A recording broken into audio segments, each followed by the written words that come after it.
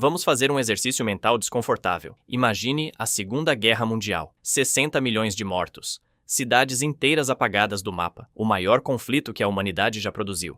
Uma carnificina tão absurda que o mundo inteiro prometeu, em uníssono, que nunca mais deixaria isso acontecer. Agora imagina algo pior. Muito pior. Porque se uma terceira guerra mundial acontecesse hoje, com tudo que existe hoje, a segunda viraria nota de rodapé. Um aquecimento. Um rascunho. Deixa eu te explicar por quê. O problema das armas nucleares. Ou como destruir uma cidade antes do café da manhã. Em 1945, os Estados Unidos jogaram 2 bombas atômicas no Japão. Hiroshima e Nagasaki. 180 mil mortos em 2 dias. O mundo ficou em choque. Chamaram aquilo de arma do apocalipse. Aquelas bombas eram de brinquedo comparado com o que existe hoje. A bomba de Hiroshima tinha o poder de 15 quilotons de TNT. Uma ogiva nuclear moderna tem em média 300 quilotons. Algumas chegam a 1 megaton. Algumas chegam a 20 megatons. Isso é mais de 1000 vezes mais poderosa do que a bomba que destruiu Hiroshima. E sabe quantas ogivas nucleares existem no mundo hoje? Cerca de 12.500, espalhadas entre 9 países: russas, americanas, chinesas, francesas, britânicas, indianas, paquistanesas, israelenses e norte-coreanas. 12.500. Para destruir toda a vida humana na Terra, você precisa de muito menos do que isso.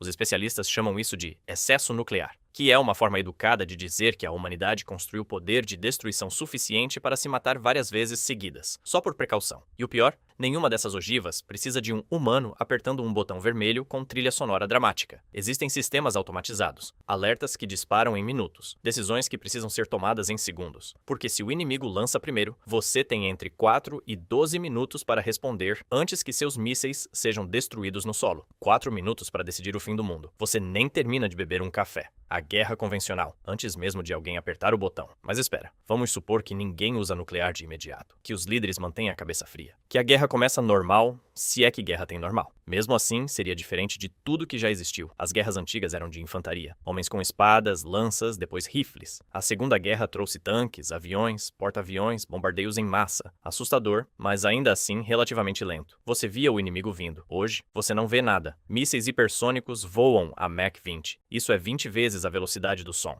Um míssil lançado de Moscou chega a Berlim em menos de 4 minutos, sem aviso, sem tempo de reação. Apenas um flash no horizonte e depois silêncio. Drones autônomos tomam decisões de ataque sem piloto humano.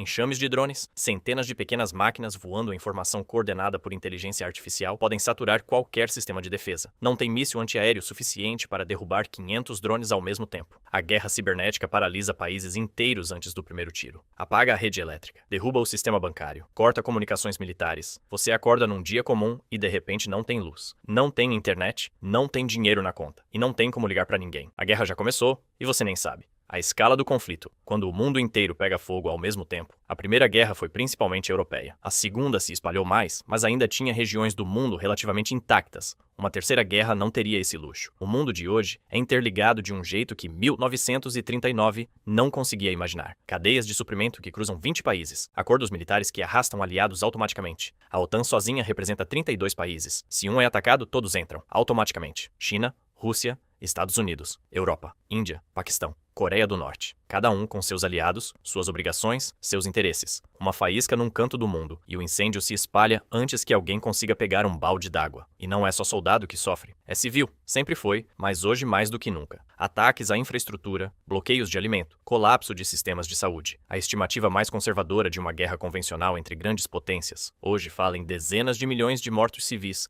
só nos primeiros meses, sem uma ogiva nuclear sequer.